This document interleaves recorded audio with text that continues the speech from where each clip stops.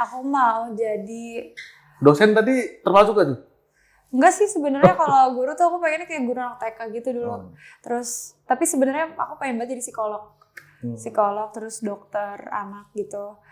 Terus ini apa namanya yang penjaga kasir gitu. Penjaga kasir? Tahu gak sih kayaknya satisfying gitu kayak dulu kan anak-anak banyak kan kayak alat-alat gitu. Oh iya. Jadi main-main minimarket gitu. Oh di Kejuna tuh ada tuh. Gitu. Ada ya gitu ya. Ada. Ya lucu-lucu aja gitu. Aku paling apa lagu Opik. Opik. Opik, lucu kan? Tombo Ati. Tombo Ati. Dulu aku pernah nyanyi Tombo Ati di sekolahku. Oh, ini Opik ya, bukan Opik kumis bukan. Bukan. Akan gimana nih konsep turnya nanti, Re? Konsepnya cukup lucu sih karena sepertinya akan dibagi menjadi 2 babak gitu. Yang babak pertama itu lagu-lagu di luar album dan yang kedua lagu-lagu yang ada di album gitu. Terus juga mungkin kita mau bikin lagi kayak semacam mini exhibition sebelum masuk ke tournya. Itu bakal ada perjalanan dari album ini. Jadi mereka bakal experience kayak tau gak sih kayak exhibition gitu yang nanti ada foto-foto atau apapun. Disuruh nulis surat juga kan? Gak ada yang tahu.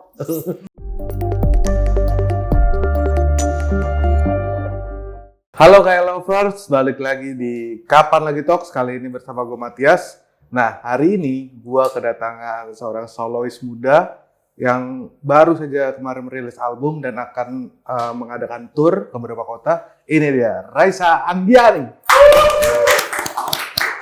Halo semuanya. Sehat, Raisa? Sehat, alhamdulillah. Kakak sehat? Alhamdulillah. Ini kayak apa? Dejavu kita ya. Dejavu ya. Kayak pernah berada di sini sebelumnya. Ini pertama kali loh aku main-main ke sini. Oh iya? Nanti akan sering-sering. Oke. Berarti ya? Berarti next release ke sini lagi. Pasti ditunggu.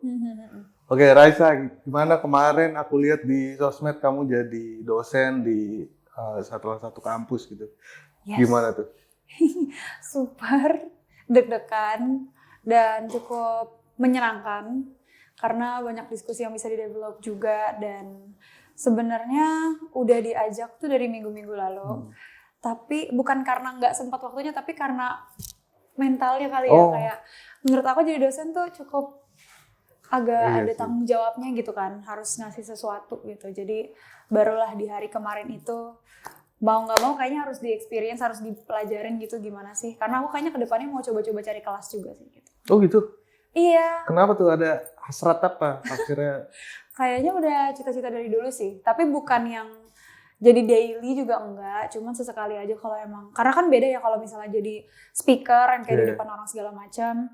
Sedangkan kalau di kelas itu banyak banget yang bisa di-adjust. Kayak ternyata topik-topiknya bisa lebih kaya lagi aja gitu. Nggak harus berpatokan sama certain topik gitu. Jadi lebih menyenangkan, aku juga bisa belajar bareng gitu. Kalau yang kemarin apa tema yang kamu bawa di kelas itu? Tentang audio kreatif gitu. Jadi kreatif aku bermusik seperti apa. Terus juga mungkin dari podcast pun juga. Terus mungkin build up kontennya gimana. Tapi mostly tentang mentalitas yang aku persiapkan sih. Karena menurut aku tanpa konsistensi bikin lagu atau kontennya segala macam gak ngasah diri. Atau mungkin kita jadi malu-malu. Itu kan pasti jadi menjauhkan kita gitu loh dari possibility kita bisa berkarya gitu. Jadi yang paling penting fondasinya tuh di dalam diri dulu. Jadi itu yang banyak aku bicarain gitu. Oke, Re, ini sebelum kita masuk ke ngomongin album dan tour kamu nanti, aku tuh penasaran, Re, karena kamu kan hadir ketika pas pandemi gitu. Iya betul, iya kan? 2020. Iya. Orang tahu lagunya, tapi nggak tahu siapa penyanyinya. Iya betul. Nah, seberapa sering yang kita tahu Raisa itu adalah Raisa gitu. Iya betul. Nah, itu gimana? Kamu punya pengalaman itu juga gak? Salah kira. Ya, atau salah mention kayak apa? Kayaknya sering deh dulu. Kayak even sampai sekarang gitu kayak Raisa Andriana Manggung gitu, terus yang di tag aku gitu, atau enggak kebalikan kayaknya. Terus juga apalagi ya? Even kayak sampai sekarang juga banyak yang lebih tahu lagunya daripada orangnya. Karena balik di pandemi ya, kita kan belum dapat panggungan, bahkan kadang-kadang dapetnya waktu itu online aja. Jadi emang masih banyak berusaha sih untuk kayak ngasih tahu halo aku Raisa gitu. Ada 3 lagi sekarang ya, Raisa Andiani, Ramadhani, Raisa. Iya betul. Oke. Seru. Nah, kamu tuh dari kecil sudah nulis puisi. Itu apa sih sebenarnya yang bikin kamu, gue kayaknya nulis puisi aja deh. Apa sih, Ray? Dulu tuh pertama kali nulis puisi itu tuh kayaknya tasknya tuh dari waktu aku kelas 2 SD, itu tuh dari guruku. Jadi guruku tuh ngasih tugas kayak coba bikin puisi buat hari guru. Terus aku tuh yang kayak nulisnya kayak oh guru kau adalah gitu-gitu. Terus ternyata aku yang paling jelek di situ. Terus kayak dari situ kayak wah nggak bisa nih gitu. Terus akhirnya aku jadi suka nulis dan memang dari dulu tuh udah diasupin kayak buku-buku sama ibuku gitu. Jadi mungkin banyak kosakata yang aku pelajarin sampai akhirnya dari suka nulis puisi, cerita-cerita segala macam, baru mulai bermusik di kelas 4 SD. Jadi akhirnya lama-lama aku kombinasiin aja si tulisan-tulisan itu dengan lagu gitu. Berarti puisi yang kamu tulis terus dijadiin lagu seperti itu atau seperti itu? Kayaknya dulu tuh begitu sih, tapi lama-kelamaan nemu pattern style songwriting aku sendiri dengan cukup spontan sih. Jadi biasanya justru main gitar dulu atau instrumen dulu baru. Tuh. Tapi apa yang akhirnya bikin seorang Raisa kekeh nih jadi penyanyi? Karena kan kamu awalnya 2018 tuh cover. Iya mulai dari situ. Karena nggak tahu ya, dari dulu sih dari kecil sebenarnya mau jadi penyanyi, tapi emang nggak tahu gimana. Karena aku ada beberapa cita-cita sebenarnya, cuman kayaknya yang paling passion tuh di sini dan banyak banget. Kayak hidup tuh udah mengarahkan aja dari 4 SD pun yang aku bilang tadi itu ngeband, jadi environment-nya tuh udah ngeband, terus cobain paduan suara dan aku selalu merasa bahwa dan selalu percaya kalau kita ngerjain sesuatu tuh pakai passion jauh lebih enak. Jadi mau secapek-capeknya tetap menyenangkan gitu daripada kerja. Tapi kan pasti kita kerja juga buat materi, tapi kalau kita nggak enjoy rasanya ada yang kurang gitu. Dan untungnya aku ada di posisi dimana aku bisa bekerja dengan apa yang aku suka gitu. Enak ya kalau kerja tapi apa yang kita suka ya. Iya, kakak suka berarti podcast ini kak. Gitu deh. Yang mau nggak mau ya. Tapi enjoy. Enjoy ini kantor paling enjoy. Tapi apa cita-citanya waktu itu? Ada banyak tadi dibilang. Aku mau jadi dosen tadi termasuk gak tuh? Enggak sih sebenarnya. Kalau guru tuh aku pengennya kayak guru anak TK gitu dulu. Terus tapi sebenarnya aku pengen banget jadi psikolog. Psikolog terus dokter anak gitu. Terus ini apa namanya yang penjaga kasir gitu. Penjaga kasir? Tahu gak sih kayaknya satisfying gitu, kayak dulu kan anak-anak banyak kan kayak alat-alat gitu. Oh iya. Jadi main-main minimarket gitu. Oh di Kejuna tuh ada tuh. Gitu. Ada ya gitu ya. Ada. Ya lucu-lucu aja gitu. Seru. Tapi kamu ikut lomba juga nggak? Sama Padus kan dulu ada. Kamu ikut Padus juga. Lomba, itu lomba. Sejauh mana tuh? Sejauh itu. Enggak. Sebenarnya nggak jauh-jauh banget sih. Paling antar sekolah aja. Nggak sampai yang luar kota, luar negeri gitu. Terus iya sih Ben, kayaknya antar sekolah. Cuman mostly yang menang itu di Padus, kalau misalnya di band justru enggak. Gitulah, karena aku mungkin dulu tuh mate-nya emang untuk bedroom. Suaranya kan kayak emang tipikal yang gini-gini gitu. Jadi akhirnya mulai mempelajari bahwa diriku kayaknya suits-nya as a soloist yang seperti ini gitu. Makanya dari dulu tuh aku juga enggak banyak yang ikut ajang-ajang pencarian gitu. Walaupun pernah sekali nyoba. Oh, tapi, pernah? Iya, waktu SMP, tapi enggak lolos. Waduh, salah nih yang nggak lolosin nih. Enggak, karena aku kayak nggak mempersiapkan lagu, cuman nyiapin satu lagu. Ternyata tuh kalau kayak gitu-gitu kan harus nyiapin beberapa. Terus aku lupa lirik-lirik gitu, jadi kayak... Emang nyanyi apa waktu itu? Ingat? Lagu Jatuh Hati, Raisa Andriana gitu. Aku suka banget. Gitu dari dulu tuh bapakku yang suka nyetel gitu loh lagunya. Aku paling apa lagu Opik. Opik, lucu kan? Tombo Hati. Dulu aku pernah nyanyi Tombo Hati di sekolahku. Oh, ini Opik ya, bukan Opik kumis bukan? Bukan. Seru. Opik bener ada juga tuh. Tapi kamu kan ini yang banyak orang nggak tahu tapi akhirnya tahu, kamu dari keluarga seniman juga, ayah kamu aktor gitu. Tapi kalau seperjalanan karir kamu, apakah ada privilege ketika orang tahu kamu dari anak seorang aktor gitu? Seperti apa privilege-nya? Misalnya, ya jalannya lebih mudah lah gitu kan. Atau memang ya udah nggak apa-apa. Emang jalannya begitu, diikutin aja. Mungkin kombinasi dari seluruhnya ya. Maksudku nggak mungkin lah nggak ada privilege Bener. juga gitu.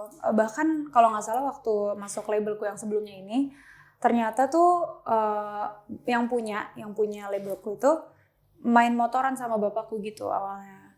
Jadi ternyata abis itu kan mereka mungkin follow-followan atau apa, terus ngelihat bapakku tuh suka upload aku cover nyanyi. Jadi dari situ akhirnya dia menawarkan mau nggak coba main ke kantor. Dan itu kayaknya waktu 2019. Jadi waktu itu masih sebelum pandemi, bahkan aku masih SMA kelas 2 gitu. Terus akhirnya diajak segala macam. Which is kan itu berarti tetap ada konotasi privilege ya kalau bisa dibilang. Terus ya udah akhirnya main dan akhirnya masuk. Jadi 2020 baru pertama kali rilis single gitu. Privilege mah nggak apa-apa ya, asal gimana kita Iya, asal maintain dimanfaatkan dengan baik gitu. Dan kita punya skill. Betul. Nggak yang akhirnya nggak bisa nyanyi gitu ya. Tuh, kakak masuk sini berarti privilege. Enggak dong, CV kan CV pakai amplop. Tapi kan ada keahliannya juga. Nggak ada, saya emang gini-gini aja. Nah, aku tuh melihat kamu manggung pertama kali tuh di Balkon Jazz. Oh my god, itu pertama kali. Itu panggung pertama juga kan? Itu panggung pertamaku. Di Jogja bukan? Di Jogja, benar, Iya, di sawah. Iya, di sawah. Iya. Aku nyanyi di sawah. Iya. Enggak, tapi di atasnya. Iya. Itu. Gue iyain lagi. Itu. Kayaknya waktu itu ada sesi-sesi interview nanya-nanya juga. Ada. Itu pertama kali banget setelah, kayak 2022 ya? Iya. Jadi 2 tahun setelah pandemi udah mulai reda, barulah pertama kali aku nyobain festival. Wah, itu super deg-degan. Gimana tuh, Re? Itu prepare-nya cukup banyak juga, terus juga kayaknya lagu yang aku bawain mostly masih cover ya, karena baru dua single waktu itu, jadi masih mencari-cari lah, tapi akhirnya di situ untuk survive. Dan tapi di situ ya, aku ngeliatnya banyak yang memang udah tahu lagu kamu, tapi nggak tahu orangnya yang kita omongin. iya benar. Itu Tapi kayak, itu justru jadi sebuah tantangan juga sih, karena kan pasti di atas panggung orang nggak tahu, jadinya kayak aduh, jadi banyak ciutnya, tapi at the same time jadinya aku banyak meluruskan tujuannya gitu loh, kayak oh iya ingin menghibur, memperkenalkan musikku gitu. Bahkan sampai detik ini aku masih kayak aku di sini mau memperkenalkan musikku ya gitu. Jadi lebih enak. Tapi emang lagu-lagu kamu senengnya yang melo-melo gitu ya, Re? Atau gimana sih? Sebenarnya enggak juga sih, mungkin kayak emang pas bikin kayak gitu ya. Karena kan mostly itu aku bikin di kamar sendiri gitu. Jadi baru setelah itu prosesnya aku kasih ke produser tuh udah full bagian lagu, jadi memang mereka cuma bikin aransemennya aja. Jadi mungkin itu yang bikin moodnya tuh tetap ngikutin apa yang ada di kamarku gitu yang terjadi. Jadi ya mungkin gitu kali ya yang masih cocok-cocok. Cuman nggak ada yang tahu ya kalau kedepannya kita eksplorasi atau mungkin kolaborasi gitu. Tapi ketika ada nggak pengalaman kamu nulis lagu yang melo gitu, tapi sebenarnya kamu lagi nggak melo-melo amat? Sering. Oh sering. Terus Terus kamu ngambil ininya dari mana, inspirasinya dari cerita orang kah? Aku sering memposisikan diriku, maksudku makin kesini ya, karena kalau dulu kan mungkin nulis based on perasaan aja, cuman kalau misalnya makin kesini tuh aku, karena nggak setiap hari kita ngerasain sebuah perasaan, jadi harus nyoba untuk menjadi karakter lain gitu, atau mungkin gimana ya kalau gue udah di posisi dia, atau mungkin baru nonton film terus kayak menarik banget ceritanya, terus aku coba kulik dan develop lagi bagaimana aku ceritanya di posisi itu gitu. Jadi kayaknya makin kesini makin seneng ada kayak menempatkan diri dari POV lain gitu sih. Gitu. Tapi jadi formulasi kamu nggak sih menciptakan lagu yang jadi seperti itu gitu? Ada formulanya nggak? Sebenarnya lumayan sih. Jadi formula lagunya. Ya, baik dari ketika prosesnya. Aku kalau misalnya secara pakeman, aku emang kalau bikin lagu tuh cukup spontan gitu. Jadi emang nyanyi dulu, gitaran dulu atau pianoan dulu, nyari-nyari chord, terus habis itu baru langsung ngeluarin kalimat-kalimatnya gitu loh. Jadi kayak gitu, itu selalu di template. Cuman kalau secara bagian struktur lagu dan lainnya kayaknya pasti selalu bisa kita switch dan ubah-ubah. Oh, tergantung ini aja ya. Tergantung suasana semuanya sih gitu. Nah, kita masuk ke album kamu. Ini berarti album penuh pertama. Iya, album penuh pertama, karena sebelumnya aku rilisnya mini album, EP 6 lagu gitu. Gimana nih akhirnya rilis kepada yang terhormat? Apa sih yang kenapa namanya itu kepada yang terhormat itu aku pas hearing juga datang kan? Iya. Yang kamu nulis surat. Iya betul. Makasih ya Kak udah datang. Wes. Tapi gimana? Dari Kakak dulu deh. Aku Wes. nah kebetulan nih ini lagu yang pengen dibahas itu lagu yang pilihanku karena Oh kita iya? nulis kan, Iya. nulis Aku baca lirik loh. atau apa? Uh-huh. Itu salah satunya itu. Salah satunya itu. Salah satunya lagu apa? Mundur pelan-pelan. Baik aku mundur Iya. pelan. Oke. Mungkin kalau dari kita brief lagi ya di intro, baik aku. Kenapa judulnya Kepada Yang Terhormat? Karena aku suka nulis surat. Jadi aku suka nulis surat dan biasanya kan kita kalau dapat surat tuh kalau lagi yang official banget pasti kayak kepada yang terhormat, kepada YTH, bla bla bla gitu kan. Dan aku ngerasa kayak itu cukup mewakilkan seluruh dari setlist dan konsep yang ingin aku bawakan, which is surat-surat, kumpulan surat yang tidak terkirim gitu. Jadi aku simpan aja. Jadi memang mostly tuh aku pun di real life banyak suka nulis surat, nggak aku kirim, cuman lebih bagaimana aku bisa mengerti diriku dan perasaanku sih. Karena kan semakin banyak aku menuangkan sesuatu, semakin kayak jelas, oh ini ya yang lagi dirasain dan lain-lain. Dan itulah jadinya kayak aku mengumpulkan si perasaan-perasaan dan seluruh fasenya itu di album Kepada Yang Terhormat gitu. Ini yang terhormatnya siapa deh? Dituju. Banyak. Mungkin diriku, mungkin juga hidupku. Karena di sini ada banyak banget fasenya dari yang senang, yang sebenarnya emang mostly cinta ya. Cinta yang senang-senang sampai akhirnya patah hati, sampai akhirnya mengadu kepada Tuhan, tapi nggak featuring Opik. Terus banyak kayak bahkan sampai ke fase yang paling terakhir judulnya Ruang Hidup. Itu lagu yang akhirnya penerimaan gitu dari seluruh perasaan, ternyata hidup begini dan begitu. Gitu. Nah kayak aku dengerin semua lagunya kan yang pas hearing itu, kayak kamu membagi jadi beberapa segmen gitu ya, kayak yang di awal kayak cinta-cintaannya. Cinta, happy. Itu konsepnya itu seperti dari mana kepikirannya tuh?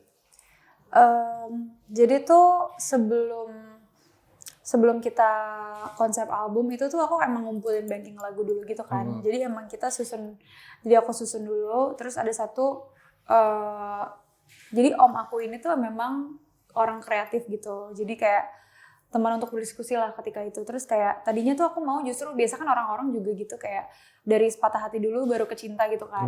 Terus habis itu dia kayak gimana kalau kita balik gitu loh. Jadi kayak dari yang kita masih sangat polos dan mempercayai cinta dan lain sebagainya, kehidupan yang menyenangkan, sampai akhirnya tiba-tiba ada di fase kayak oh ternyata hidup tuh realitanya nggak hanya di tinggi-tinggi aja tapi juga ada di sini tuh gitu.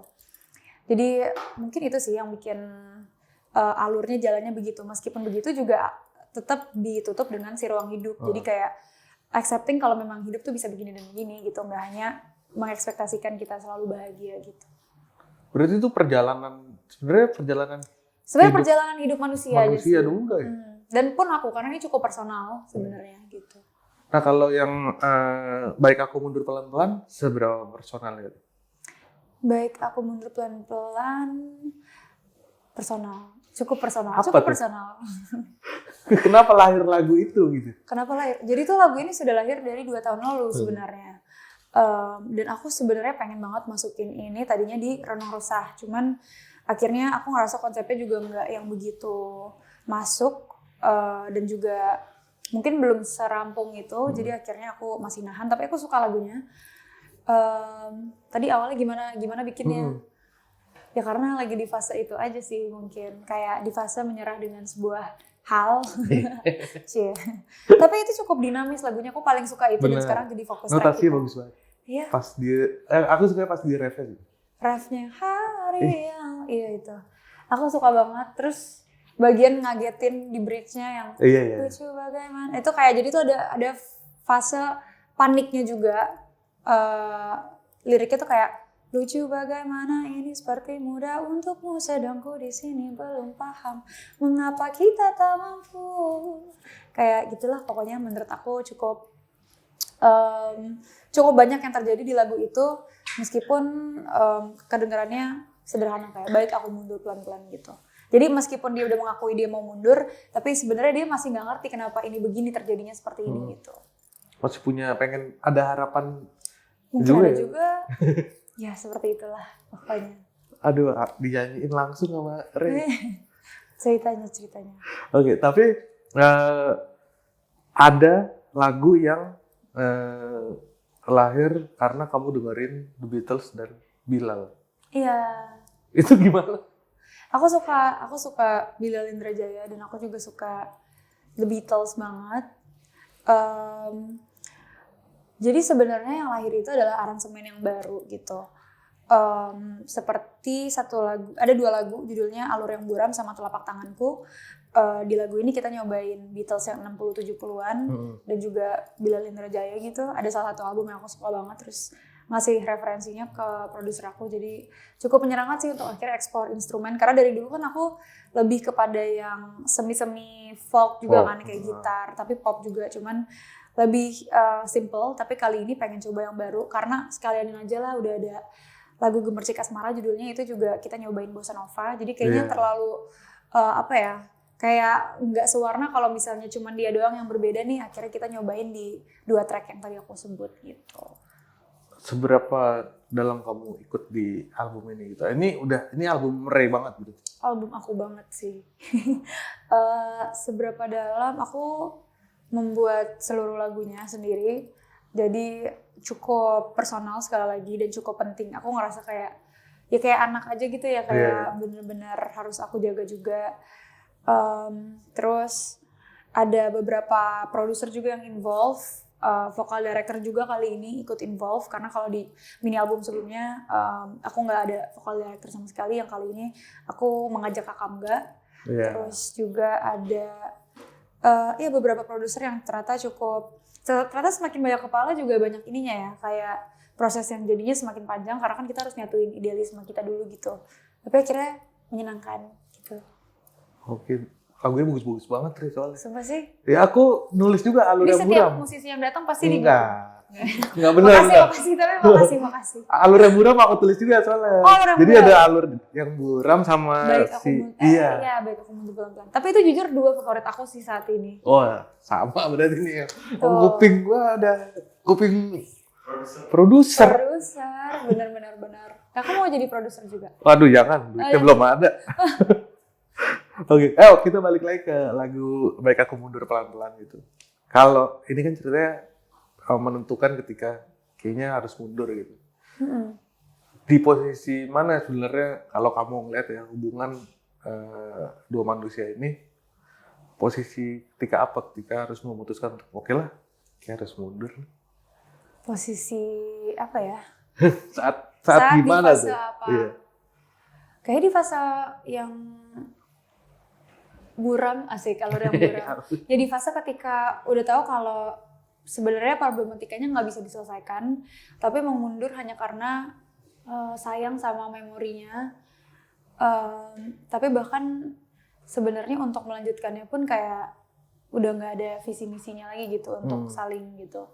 Aku rasa karena kan kalau hubungan ya itu pasti harus dari saling kan, harus dua-duanya gitu. Jadi kayaknya kalau udah ada satu yang cukup menyerah dan udah disemangatin nggak bisa-bisa juga, atau mungkin di posisi yang kayak tadi gitu, rasanya mundur sih gitu.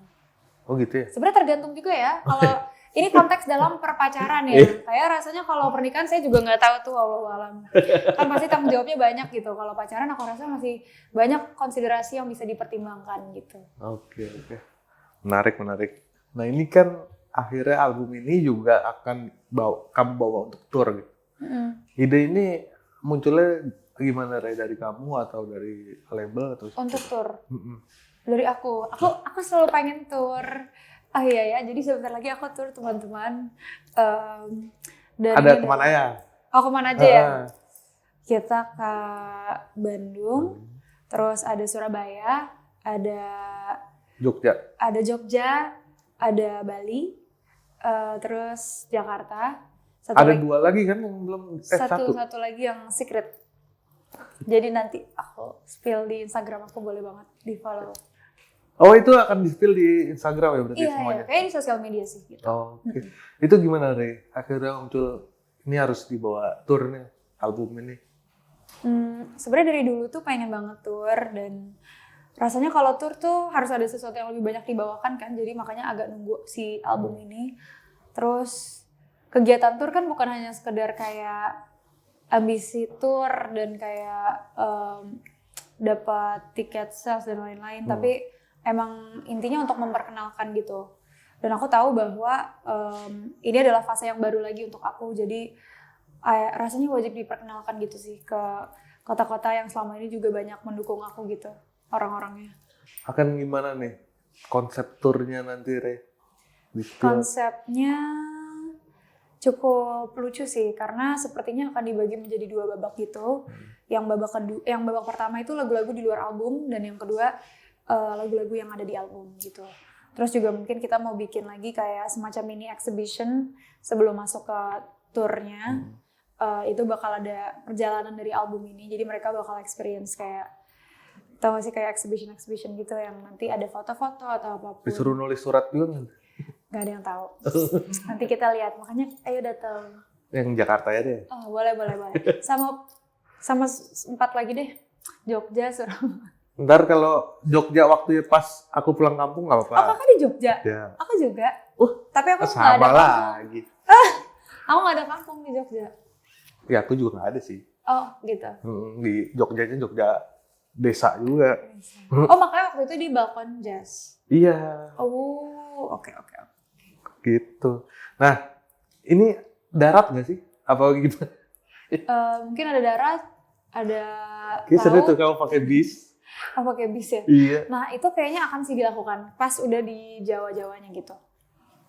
Persiapannya udah seberapa jauh, Re? Aduh, 80% lah. Berarti akan mulai tanggal berapa? Nah, 19 Desember. 19 Desember. Tuh untuk Resaku di kota-kota tersebut, lihat aja di Tapi sosmed 19 Desember itu hanya satu kota dulu.